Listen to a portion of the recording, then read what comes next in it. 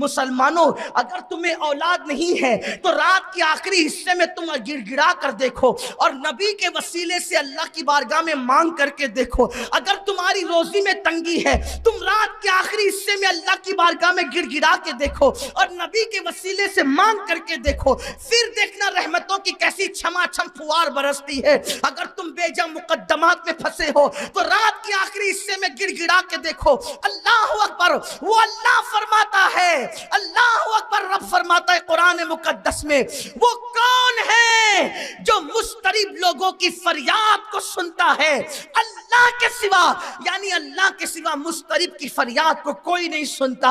اے میری قوم کے جوانوں, اس وقت تو تم سو رہے ہوتے ہو جب تمہارا میرا رب تمہارے دروازے دل پہ دستک دے کر کہتا ہے جو مانگنا ہے مانگ لو, اور اس کی شان ہے ان اللہ لا یخلف المیعاد. لیکن اللہ اکبر, ہم دوسروں سے دعاؤں کی گزارش کرتے ہیں, ہم دوسروں کے دروازوں پہ دستک دیتے ہیں, اپنے جیسے انسانوں کے دروازوں پہ دستک دینے والوں اس قادر و قیوم کے دروازے پہ دستک دو, اس کی بارگاہ میں ہاتھ پھیلاؤ, اس کی بارگاہ میں گڑ گڑانا سیکھو. جس کی چوکھٹ سے انبیاء کو ملتا ہے, جس کی چوکھٹ سے صحابہ کو ملا, جس کی چوکھٹ سے اولیاء کو ملا, جس کی چوکھٹ سے سب کی جھولی بھری, اس کی بارگاہ میں آؤ. میں بار بار اس لیے کہہ رہا ہوں کہ نبی کے وسیلے سے مانگو, نبی کے وسیلے سے مانگو. میں نبی کے وسیلے پہ اس لیے زور دے رہا ہوں کہ حضرت آدم جیسا معصوم 200 سال تک کے مانگا لیکن اللہ نے کوئی جواب نہ دیا, لیکن جب کہا اللہ بحق محمد, اللہ محمد کے وسیلے سے میری فریاد کو سن لے, تو اللہ نے فوراً جواب دیا. پتہ چلا کس سے کتنے ہی ناراض ہوتے ہیں, لیکن جب محبوب کا نام اس کی زبان پہ آتا ہے تو فوراً جواب دے کر کے بتاتے ہیں کہ پھر تمہاری خطاؤں کو نہیں دیکھتے, یار کے صدقے تمہاری فریاد کو سن لیا کرتے ہیں. اسی لیے جب بھی مانگو اپنے نبی کے وسیلے سے مانگو. آپ کو حیرت ہوگی, آپ کو جب آدم نے اللہ کے نبی کا سید الانبیاء کا نام لیا تو اللہ نے کہا تمہیں کیسے پتا چلا کہ محمد میرے محبوب ہے؟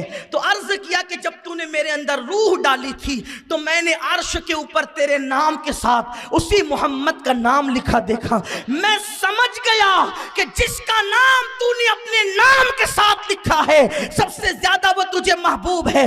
تو ارشاد ہوا آدم ان کا واسطہ دے کر تو نے صرف اپنے لیے مانگا. آدم اگر ان کے واسطے سے پوری کائنات اپنی اولاد کے لیے مانگ لیتا تو میں سب کو بھی عطا کر دے. رات کی آخری پہر میں گڑ گڑاؤ اللہ کی بارگاہ میں. بہرحال تو عرض یہ کر رہا تھا کہ حضور غوث پاک کے والد مصلی بچھا کے نماز پڑھتے ہیں, آپ کی والدہ بھی پیچھے کھڑی ہو جاتی ہے. صبح ہوئی تو حضور غوث پاک کے نانا آپ کے پاس آ کر کہتے تیرا چہرہ بتاتا ہے کہ رات کیسے گزری. ہاں کہا اچھی گزری, مگر تم نے اپنی بیوی کا منہ نہیں دیکھا؟ کہا ایک جھلک دیکھا. تو خیال آیا کہ غلطی ہوئی ہے دلہن کے پہنچانے میں. کہا کیا مطلب؟ کہا آپ نے تو اندھی کہا تھا لیکن وہ تو اکھیاری ہے, آپ نے تو بہری کہا تھا وہ تو سنتی ہے, آپ نے تو لولی کہا تھا اس کے تو ہاتھ ہے, آپ نے تو لنگڑی کہا تھا اس کے تو پیر ہے. فرمایا میرے بیٹے میں نے تیرے ساتھ کوئی مذاق نہیں کیا, میں نے جو کہا سچ کہا, لیکن ہم نے جو گفتگو کی اپنی زبان میں سمجھانے کے لیے ٹیکنیکلی گفتگو کی, ٹیکنیک کے ساتھ گفتگو کی. کیا مطلب؟ میری بیٹی اندھی اس لیے ہے کہ اس نے کبھی کسی اجنبی کا چہرہ نہیں دیکھا. میری بیٹی اندھی بیٹی کو اس لیے کہا کہ اس نے کسی اجنبی کا چہرہ نہیں دیکھا.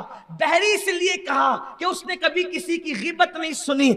گونگی اس لیے کہا کہ اس نے کبھی اپنی زبان سے جھوٹ نہیں بولا. اور لولی اس لیے کہا کہ اس نے اپنے ہاتھ سے کبھی ظلم نہیں کیا. لنگڑی اس لیے کہا کہ اس نے کبھی باپ کا آنگن نانگ کر کے باہر کی دنیا کو نہیں دیکھا, وہ باہر چل کر نہیں گئی. وہ تیری ہی بیوی ہے, جو میں نے کہا تھا وہ سچ ہے, جو تو نے دیکھا وہ بھی سچ ہے. اب آپ مجھے بتائیں مسلمانوں کی بیٹیاں کیسی ہوتی تھی کہ ان کی عمر کا حصہ 40 سال کی عمر کو پہنچ جاتی تھی، لیکن کبھی وہ بیٹی کسی اجنبی مرد کا چہرہ نہیں دیکھتی تھی۔ اور آج کی بیٹیوں کو کیا ہو گیا؟ آج کی بیٹیاں تو معاذ اللہ، سب کی بیٹیاں ایسی نہیں لیکن حالات رلا رہے ہیں، خون کے آنسوں میں حالات رلا رہے ہیں۔ آج بیٹیاں گھر سے نکلتی ہے تو برقع ڈال کر گلی کے کونے تک کے جالی ڈال کر آئیں، اور جب گلی کے کونے سے باہر ہوئی تو پھر جالی اٹھ جاتی ہے، محلے سے باہر ہوئی تو کونے میں جا کے برقع بھی اتر جاتا ہے۔ میں پوچھنا چاہتا ہوں، میری قوم کی بیٹیوں سے پوچھنا چاہتا ہوں، منافق نہ بنو منافق۔ اگر تم اللہ کے لیے برقع پہن کر نکلی تو جو اللہ تمہیں گلی میں دیکھ رہا تھا وہ اللہ تمہیں ندی کے پار بھی تو دیکھ رہا ہے، پھر تمہارا برقع وہاں کیسے اتر گیا؟ اس کا مطلب تم منافق بن رہے ہو۔ منافق سنو، منافق وہی ہوتا ہے کہ جس کی زبان پہ کچھ ہوتا ہے دل میں کچھ ہوتا ہے۔ جب تم یہ کہتے ہو نحن اقرب الیہ من حبل الورید کہ اللہ ہماری شہرک سے زیادہ قریب ہے، تو پھر جرائم کس منہ سے کرتے ہو؟ وہ تو تمہیں گناہ کرتے ہوئے دیکھ رہا ہے۔ کیا بیٹیاں تھی مسلمانوں کی جس کی زبان سے 40 سال کی عمر میں پہنچنے تک کبھی جھوٹ نہیں نکلتا تھا، کسی اجنبی مرد کو وہ دیکھ نہیں پاتی تھی، اللہ اکبر، وہ کسی کی غیبت نہیں سنتی تھی۔ آج جرائم کا حال تو دیکھیں، اللہ اکبر، بیٹیاں بھی جرائم میں مبتلا ہے اور بیٹے بھی جرائم میں مبتلا ہے۔ تو میں عرض یہ کر رہا تھا، میرے آقا صلی اللہ علیہ وسلم کے دیوانوں اور اے سیدہ فاطمہ کی کنیزوں، اپنے بچوں کی صحیح تربیت کرو۔ اگر باپ صالح ہو اور ماں خیر پر ہو تو پھر بیٹا ولی پیدا ہوتا ہے، لیکن اگر باپ ابو صالح ہو اور ماں ام الخیر ہو تو پھر بیٹا ولیوں کا ولی سید الاولیاء غوث العظم دستگیر بن کر کے پیدا ہوتا ہے۔ ماں جیسی ہوگی، ماں کے جذبات اولاد کے اندر منتقل ہوتے ہیں، دودھ کا اثر ہوتا ہے۔ تو یہ جو بچوں کو اللہ نے 2 سال تک کے گود میں پڑا رہنے دیا، ان کو کھڑا نہیں ہونے دیا، وجہ یہ ہے تاکہ دودھ بھی پلائے اور ماں تربیت بھی کرے۔ لیکن افسوس، وہ ماں کیا تربیت کرے گی جس کو خود غسل کا طریقہ نہیں پتا؟ وہ ماں کیا تربیت کرے گی؟ اللہ اکبر، جو ماں کو خود نماز پڑھنا نہیں آتی، اللہ اکبر۔ اسی لیے میں نے ابھی ایک بات جو کہی نا کہ عقاب کی مادہ اس کے ہونے والے نر کا کیسا امتحان لیتی ہے، گویا کہ وہ بالوں پر نہیں دیکھتی بلکہ کوالٹی دیکھتی ہے۔ اور آج سب کی نظر کس پر ہے؟ سفید چمڑی کی طرف۔ کوئی داماد ڈھونڈ رہا ہے وہ بھی گوری چمڑی والا، اور کوئی بہو ڈھونڈ رہا ہے وہ بھی گوری چمڑی والی۔ یاد رکھنا، خوبصورت ماں خوبصورت بیٹے کو جنم دے یہ ضروری نہیں۔ خوبصورت ماں خوبصورت بیٹے کو جنم دے یہ ضروری نہیں ہے، لیکن نیک اور پاک دامن ماں ہمیشہ نیک اولاد کو جنم دیتی ہے۔ خوبصورت باپ خوبصورت بیٹے کو جنم دے یہ ضروری نہیں ہے، لیکن جو باپ نیک ہوگا اس کی اولاد بھی نیک ہوگی۔ اس لیے میری گزارش ہے، اتنے بڑی تعداد میں میرے جو نوجوان کھڑے ہیں، اتنے بڑی تعداد میں جو بیٹھے ہوئے ہیں، آگے پیچھے دائیں بائیں خواتین بھی ہے، میری ایک گزارش ہے، تھوڑا سا مزاج بدلو۔ ہم نے کیا کیا؟ شادی کرنا ہے تو انگریزوں کے طریقے پر، رشتہ ڈھونڈنا ہے تو انگریزوں کے طریقے پر، گھر میں رہنا ہے تو انگریزوں کے طریقے پہ۔ انگریز دل و دماغ پر کتنا چھا گئے تمہارے کہ تم کوئی کام انہی کے طریقے پہ کر رہے ہو، تم رسول اللہ کے طریقے پہ کیوں نہیں کرتے؟ تمہاری سوچ کیوں بدل گئی؟ فکر کیوں بدل گئی؟ اللہ اکبر۔ انگریزوں کے یہاں گوری چمڑی کی بڑی اہمیت ہے تو تمہارے یہاں بھی تو گوری چمڑی کی اہمیت ہو گئی۔ یاد رکھیے، گوری چمڑیوں کی کوئی حیثیت نہیں ہے۔ سفید چمڑیاں نہ دیکھو بلکہ چہرے نہ دیکھو، کردار دیکھو، کردار، کوالٹی دیکھو، کوالٹی۔ اس لیے کہ اللہ اکبر، کبھی کبھی تو رنگ ایک بچے کے بعد بھی جل جاتا ہے، کبھی کوئی بیماری آتی ہے، صورت بگڑ جاتی ہے۔ کوئی جو جوانی میں جیسا نظر آتا ہے، یہ جوانی میں جیسی نظر آتی ہے ویسے بڑھاپے میں نظر آنا ضروری نہیں، 40 سال کے بعد ویسے نظر آنا ضروری نہیں۔ اس لیے سفید چمڑی پر توجہ دینے کی بجائے کردار اور کیریکٹر پر توجہ دو۔ اس لیے کہ گوری چمڑی والا شوہر آپ کے ساتھ وفا کرے اس کی کوئی گارنٹی نہیں، لیکن جس کا کردار اچھا ہوگا وہ آپ کے ساتھ وفا ضرور کرے گا۔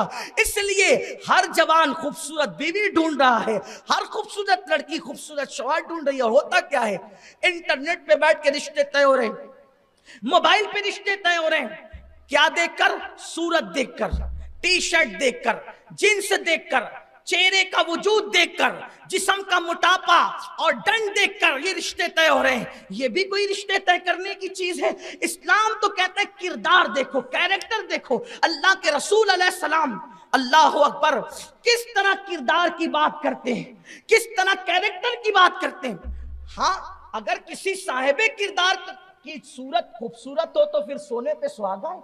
मैं ये नहीं कहता कि खूबसूरत लोगों को नेगलेक्ट कर दो, खूबसूरत लोगों का अवॉइड कर दो, मैं नहीं कहता, लेकिन पहले सीरत देखो फिर सूरत देखो, क्योंकि सूरत का कोई एतबार नहीं है, सीरत का एतबार है। सूरतें बनती बिगड़ती रहती है, लेकिन सीरत जिसकी जवानी में अच्छी होगी वो बिगड़ेगी नहीं, आइंदा अच्छी होती रहेगी, उसके अंदर तरक्की होती रहेगी। अल्लाह के रसूल अलैहिस्सलाम ने अपनी सबसे चहीती बेटी सैयदा तैयबा ताहिरा खातून जन्नत मखदूम कायनात मलके फिरदौस से बरी खातून कयामत सैयदा फातिमा ज़हरा का रिश्ता जब अपने चचा के बेटे मौलाए कायनात के साथ किया तो अपनी बेटी को क्या जाकर कहा, मेरी बेटी, मैंने अपने खानदान के सबसे बेहतरीन इंसान को तेरे लिए मुंतखब किया है, बोलो तुम क्या कहती हो। मेरे आका सल्लल्लाहु अलैहि वसल्लम के दीवानों, अल्लाह अकबर, नेक सीरत बेटियां घरों में बैठी है,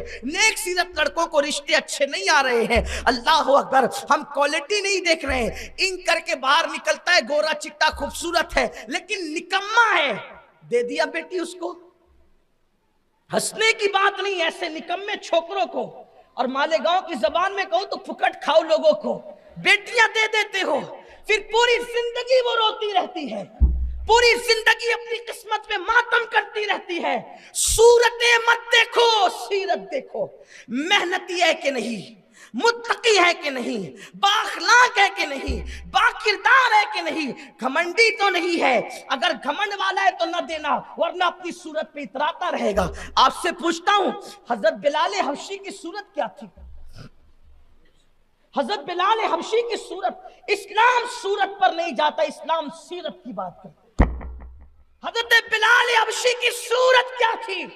पूरी दुनिया के मुसलमान मुत्तहिद और मुत्तफिक है इस बात पर, तमाम मकातिब फिक्र के उलमा, कि बिलाल हबशी रंग के एतबार से गोरे नहीं थे। जब गोरे नहीं थे तो क्या थे, मैं आपको समझ में आ गया होगा क्या थे, लेकिन चूंकि हम किसी सहाबी को काला नहीं कह सकते, क्योंकि हमारे मसलक ने या मजहब ने हमें अदब सिखाया। बात तो आपके समझ में आ गई ना मैंने क्या कहा? अगर अभी कह दिया है कि रात है तो मतलब दिन नहीं है, तो जब ये बात कह दी गई कि बिलाल हबशी गोरे नहीं थे तो क्या थे वो आपको समझ में आ गया। मगर बिलाल का रंग जो है वो पक्का था, मगर बिलाल के किरदार का हाल ये था कि वो जमीन पे चलते हैं और उनके कदमों की आहट जन्नत में रसूलुल्लाह को सुनाई देती। अल्लाह के रसूल अलैहिस्सलाम जब मेराज से तशरीफ लाए तो आका ने फरमाया, बिलाल क्या बात है कि मैंने जन्नत में मेरे आगे आगे, तवज्जो करें, आगे आगे अल्लाह के रसूल फरमा रहे, आगे रंग देखो और ढंग देखो, सूरत देखो और सीरत देखो। क्या सीरत है बिलाल की? कहते अल्लाह के रसूल, मैंने तुझे अपने आगे आगे जन्नत में चलते हुए, तेरी कदमों की आहट मैंने जन्नत में अपने आगे आगे सुनी। एक बात इससे पता चली, नंबर एक, कि हुजूर अपनी उम्मत से कितना प्यार करते हैं, कि हुजूर अपनी उम्मत की छींक की आवाज नहीं पहचानते, सिर्फ खांसी की आवाज नहीं पहचानते, सिर्फ मुंह के निकलने की आवाज नहीं पहचानते। अल्लाह के रसूल तो तुम्हारे चलने से जो कदमों की आहट होती है उस आहट को भी अल्लाह के रसूल पहचानते हैं। नबी तुम्हें कितना पहचानते हैं कि तुम्हारे कदमों की आहट को भी हुजूर पहचानते हैं। हुजूर जान रहे हैं कि ये अबू बकर के पैरों की आवाज नहीं है, ये बिलाल के पैरों की आवाज है। जो कदमों की आहट को पहचानता हो, क्या वो चेहरों को नहीं पहचान सकता?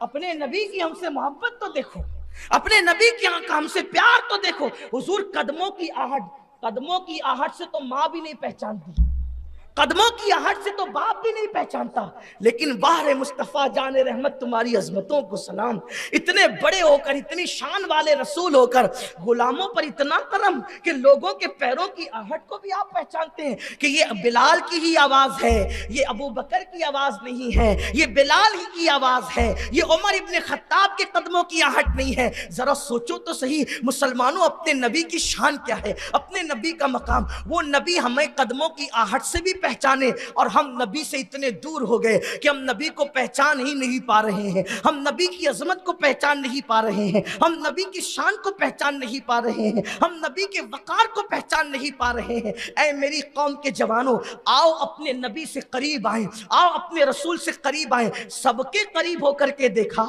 کبھی اللہ کے محبوب کے قریب بھی ہو کر کے دیکھو، سب کے لیے آنسو بہا کے دیکھا، کبھی اللہ کے محبوب کے لیے بھی آنسو بہا کے دیکھو، سب کے زلف و رخسار کی بات کر کے دیکھا، کبھی مصطفیٰ جان رحمت کے زلف و رخسار کی بھی بات کر کے دیکھو۔ لیکن اپنی گفتگو سمیٹتے ہوئے عرض کروں، بات ختم کرتے ہوئے، کہ سوچو بلال حبشی کا رنگ کیا تھا، لیکن کردار اور کیریکٹر کی وجہ سے بلال کے قدموں کی آہٹ جنت میں آگے آگے رسول اللہ کو سنائی دی۔ میرے کریم آقا سے انہوں نے عرض کی، سرکار نے کہا کیا وجہ ہے بلال؟ بلال وجہ کیا ہے کہ تیری قدموں کی آہٹ میرے آگے آگے جنت میں میں نے سنی؟ عرض کی آقا آپ جانتے ہیں اور آپ کا رب جانتا ہے حقیقت کیا ہے، لیکن مجھے اتنا سمجھتا ہے کہ جس دن سے میں نے اسلام قبول کیا ہے اس دن سے لے کے آج تک کبھی میں بے وضو نہیں رہتا ہوں۔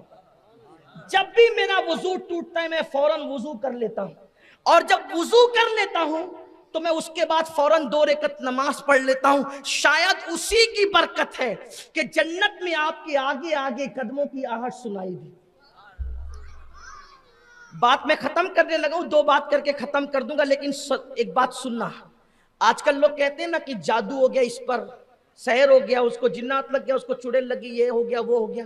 آسان نسخہ ہر مصیبت سے بچنے کا، ہمیشہ باوضو رہو، کیونکہ اللہ کے رسول صلی اللہ علیہ وآلہ وسلم فرماتے ہیں جو باوضو رہتا ہے وہ اللہ کے قلعے میں محفوظ ہو جاتا ہے۔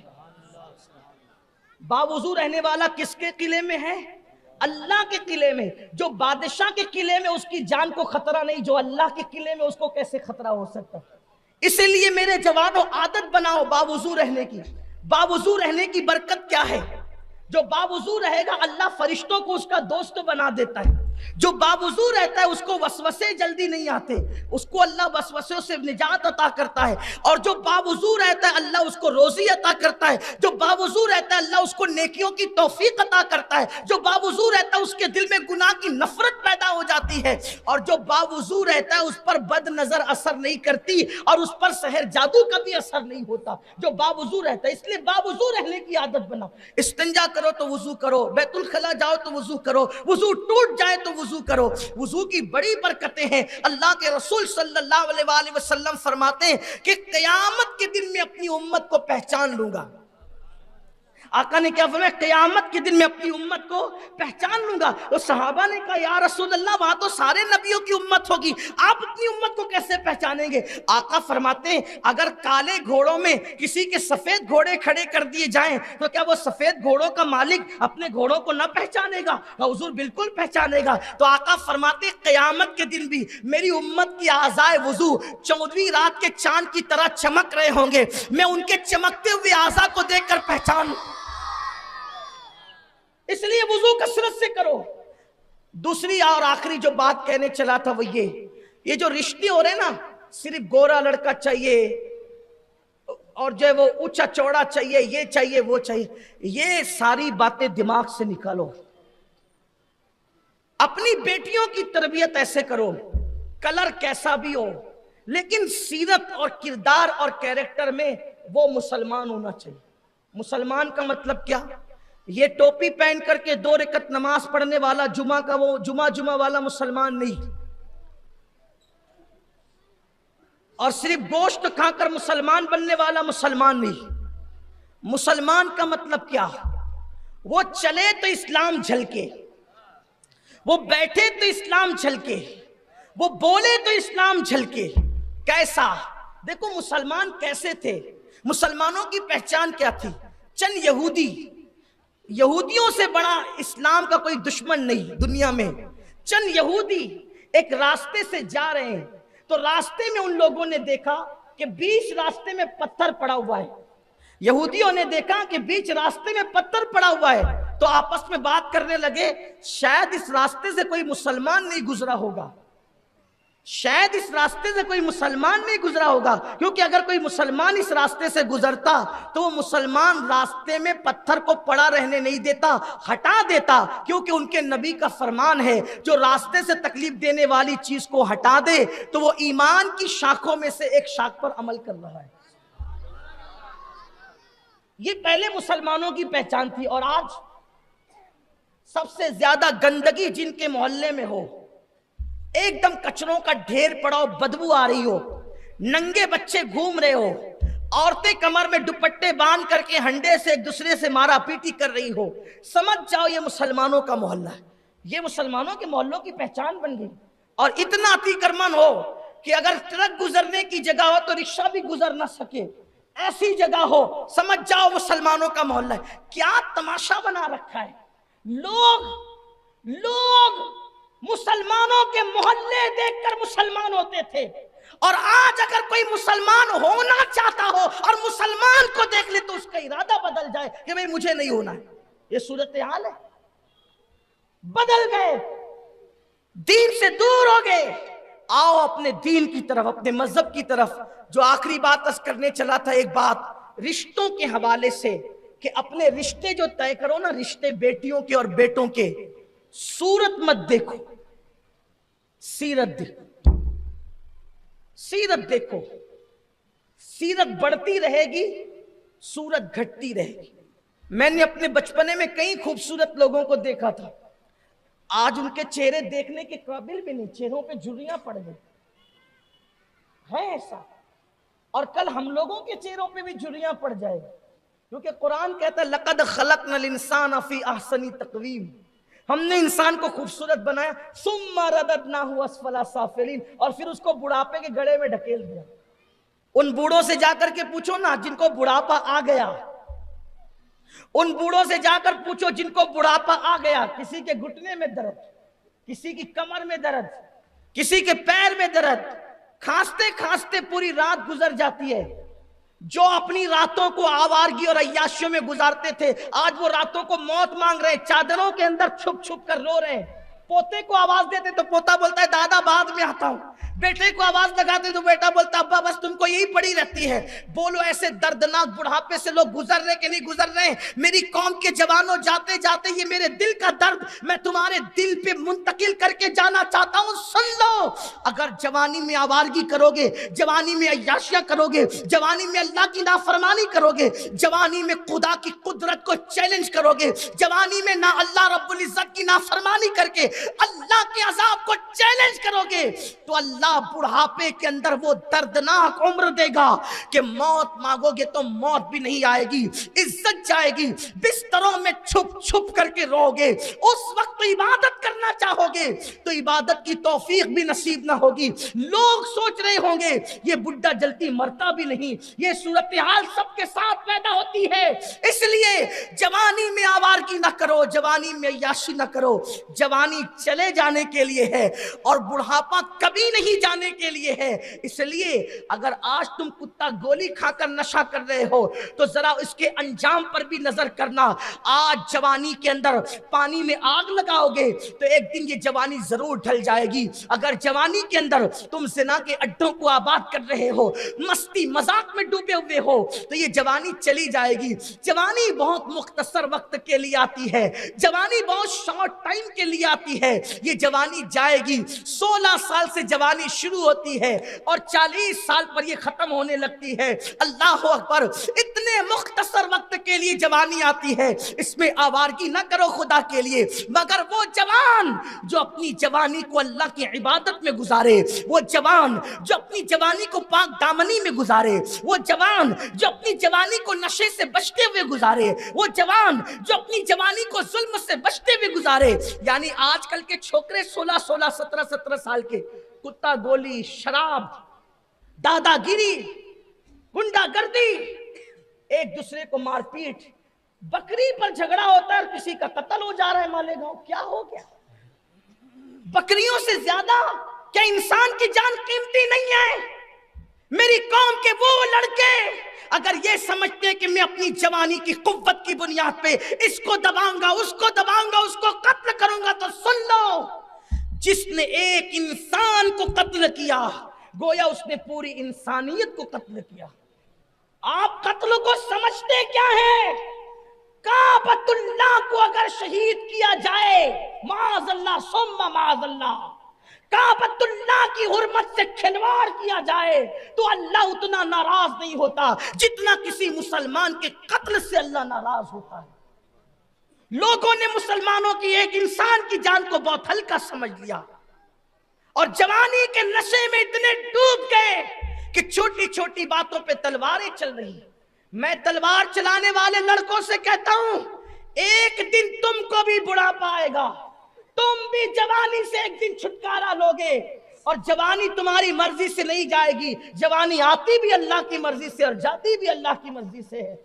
हमने बड़े बड़े दादा लोगों को देखा कि बुढ़ापे के अंदर उनको कोई पूछता भी नहीं, घर के अंदर जलील होकर के बैठे। मैंने देखा ऐसे लोगों से मेरी मुलाकात हुई, मेरा हाथ पकड़कर नाम ले सकता था, लेकिन गीबत करने नहीं बैठा, आपकी इस्लाह करने बैठा हूं। नाम लूंगा तो गीबत होगी। मैं किसी मुसलमान की इज्जत से खिलवाड़ करने नहीं आया, इस्लाह माशरा के नाम पे मैं किसी की इज्जत उछालने नहीं आया। मुझे तो आपको नसीहत करना है सिर्फ। एक बहुत बड़े हमारे शहर के दादा बुढ़ापे में जब वो बीमार थे, मैं उनसे मिलने गया। मेरे साथ मेरे एक साथी और भी थे। दाढ़ी सफेद हो गई थी, चलने की ताकत नहीं थी, शराब पी करके सारी दौलत को खत्म कर दिया था। बच्चे लूम चलाते हैं, बाहर खाट पे पड़े हुए थे। मैं गया, मेरा हाथ पकड़ के रोने लगे और कहा, इतनी दुआ कर दो कि अल्लाह मुझे माफ कर दे। मैं देर तक के उनके हाथ पकड़कर दुआ करता रहा कि अल्लाह इनकी मगफिरत करे, अल्लाह इनको माफ करे। क्यों? इसलिए कि हम गुनाहों से नफरत करने वाले लोग हैं, गुनहगार से नफरत करने वाले नहीं। वो अगरचे गुनहगार था लेकिन था मेरे अल्लाह का बंदा, था मेरे नबी का उम्मती। मुझे क्या हक था कि मैं उससे नफरत करता? अगर डॉक्टर मरीज से नफरत करने लगे तो फिर इलाज किसका करेगा? डॉक्टर ने तो मरीजों से नफरत नहीं करना, मोहब्बत करनी है। तो हम लोगों को भी चाहिए कि हम गुनाह से नफरत करते हैं, गुनहगार से नफरत नहीं करते। हमें शराब से नफरत है, शराबी से नफरत नहीं। हमें चोरी से नफरत है, चोर से नफरत नहीं। हमें जिना से नफरत है, जानी से नहीं। हम उसको बचाना चाहते हैं, समाज में नई जिंदगी देना चाहते हैं, उसको समाज में खड़ा करना चाहते हैं। हम तो ये कहते हैं कि लोगों के धंधे गाहकों से चलते हैं और उलमा की जो नशिस्तें सजी हुई है वो गुनहगारों की वजह से। अगर गुनहगार मुकम्मल नेक हो जाए तो हम नसीहत की महफिल किसके पास जाकर के सजाएंगे? अम्र बिल मारूफ और नहीं अनिल मुनकर का फलसफा किसके सामने पेश करेंगे? तो मैं दोनों हाथ पकड़ करके उनके लिए दुआ करता रहा और मैं कहता रहा कि बाबा आप भी मेरे लिए दुआ करें। फिर उन्होंने एक जुमला रोते हुए कहा, बेटा, उन्होंने मुझे कहा, बेटा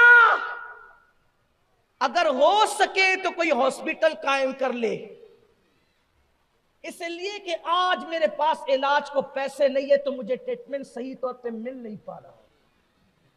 उन्होंने ये कहा, अल्लाह गवाह है, हो सके तो कोई मेडिकल खोल ले ताकि गरीबों को सही तौर पे तू दवा पहुंचा सके।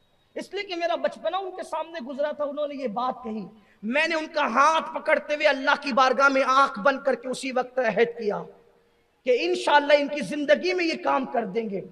लेकिन जमीन खरीदी तो इतना वक्त चला गया कि उनकी जिंदगी में तो वो काम नहीं हुआ और बिल आखिर उनका इंतकाल हुआ। लेकिन उनके ऊपर अल्लाह रहम करे कि उनको एहसास था गुनाहों का। अल्लाह ने रमजानुल मुबारक में उनको मौत अता फरमाई और शायद जुमा का दिन था उनको मौत आई। इसका मतलब ये था कि वो बंदा गया तो जन्नती होकर गया क्योंकि आखिरी में तौबा कर ली। लेकिन थी बड़ी दर्दनाक बात। अगर तुम लोगों से इबरत हासिल नहीं करोगे मेरी कौम के जवानों, तो तुम्हारी जिंदगी इबरत बन जाएगी। जवानी में तो जो चाहे कर लो, لیکن بڑھاپا تمہیں بھی آنا ہے ہمیں بھی. اگر جوانی نیک بن کر کے گزارو گے انشاءاللہ بڑھاپا قابل رشک ہوگا.